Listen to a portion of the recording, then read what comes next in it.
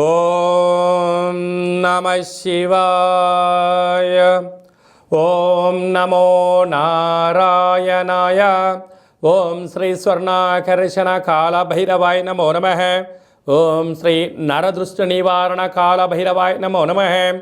ఓం గణానాం త్వా గణపతిగం అవామహే కవిం కవేనాపవస్రవస్తవం జ్యేష్ఠరాజం బ్రహ్మణస్వత ఆనశృణ్వన్నోతభిస్సీదసాదనగం శ్రీమహాగణాధిపతయే నమః. ఓం ఆదిత్యాయ సోమాయ మంగళాయ బుధాయ చ గురుశుక్రశనిభ్యశ్చ రాహవే కేతవే నమో నమః. హరి ఓం. మా ఛానల్కి స్వాగతం. చూస్తున్న వీక్షకులకు ప్రేక్షకులకు ప్రియ కాలభైరవ భగవద్బంధులకి స్వాగతం పలుకుతూ మమ్మల్ని ఎంతగానో ఆదరిస్తూ ఉండబడినటువంటి ప్రియ సోదరి మనులకు అందరికీ, సనాతన ధర్మ సంరక్షకులకు అందరికీ కూడా నూతన తెలుగు ఉగాది పండగ శుభాకాంక్షలు.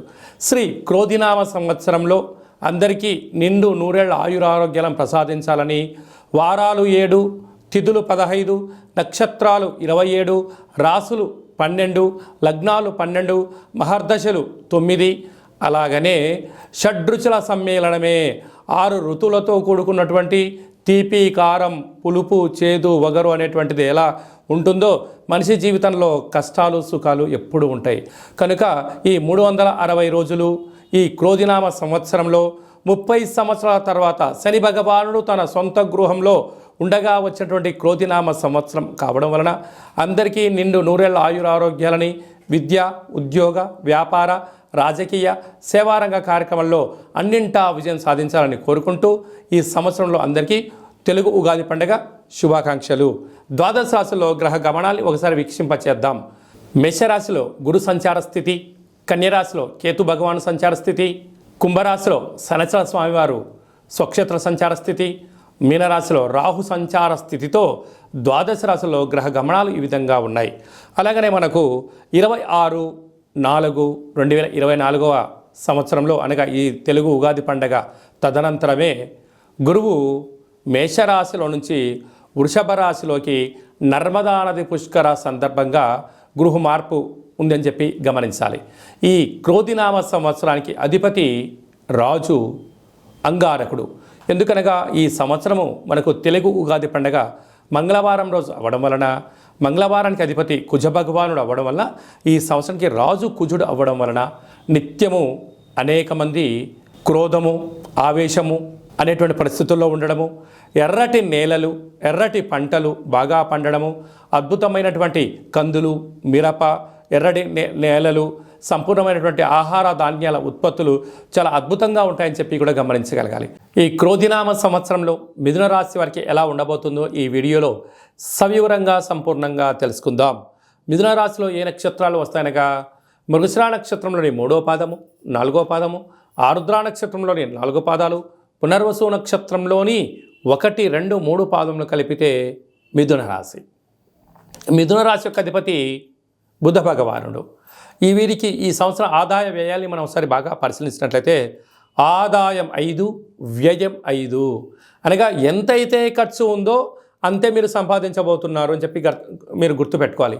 కనుక అధికంగా మీరు శ్రమించగలిగితే, మీరు ఉండబడిన వాటన్నిటికన్నా కొద్దిపాటి సోమర్థనాన్ని పక్కన పెట్టి హార్డ్ వర్క్కు మీరు ఇంపార్టెన్స్ ఇవ్వగలిగితే స్థిరచరాస్తులు మీ సొంతమవుతాయి అని చెప్పి మనకు జ్యోతిర్విజ్ఞానం తెలియచేస్తుంది. రాజపూజ్యం 3, అవమానం 6.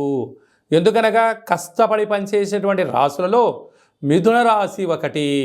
ఎందుకనగా రాశాధిపతి బుధుడు అవ్వడం వలన వీరికి బుద్ధి బలం, జ్ఞానబలం చేత వీళ్ళు ఒదుగుతూ ఉండడం వలన వీళ్ళు చుట్టూ ఉండబడినటువంటి వారే వీరి ఎదుగుదలను ఓడవలేకపోవడం, శత్రువులను మూటగట్టుకునే పని ఉంటుంది. కనుక వీలైనంత వరకు మీరు ఎలాంటి విషయాలైనా మీ మనసులో పెట్టుకునే ప్రయత్నమే చేయండి. పక్కవారికి ఏదైనా చెప్పారా వారే మీకు శత్రువులు అవుతారో అని చెప్పి గమనించగలగాలి. మనం ఒకసారి కందాయ ఫలితాన్ని గమనించినట్లయితే మృగశిర నక్షత్ర జాతకులకు మంచి ఆయురారోగ్యాలు, మంచి మేధా సంపత్తి ఉందని చెప్పి గమనించాలి. ఆరుద్ర నక్షత్ర జాతకులకు ఇక్కడ జూలై నుండి సంవత్సరాంతం వరకు అనారోగ్యమైన పరిస్థితి, మనోవేదన, ఆరోగ్య పరిస్థితి అనుకూలంగా లేదు. కనుక ఆరోగ్యాన్ని కాపాడుకునే బాధ్యత ఆరుద్ర నక్షత్ర జాతకులది అని చెప్పి గమనించాలి. పునర్వసు నక్షత్ర జాతకులకు ఒక ప్రణాళికాబద్ధంగా ఉండడం వలన మంచి కాలము అని చెప్పి గమనించగలగాలి.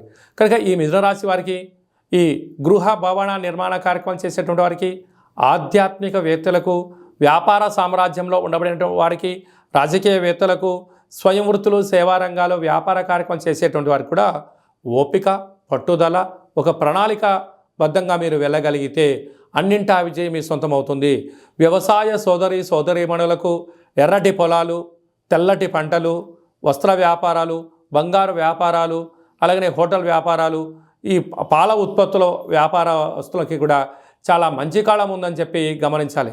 కనుక వీళ్ళు స్వర్ణాకర్షణ కాళభైరవ స్వామిని స్మరించడం, ధ్యానించడం వలన అద్భుతమైన ఐశ్వర్యం, ధనం మీ సొంతం అవుతుందని చెప్పి గమనించాలి.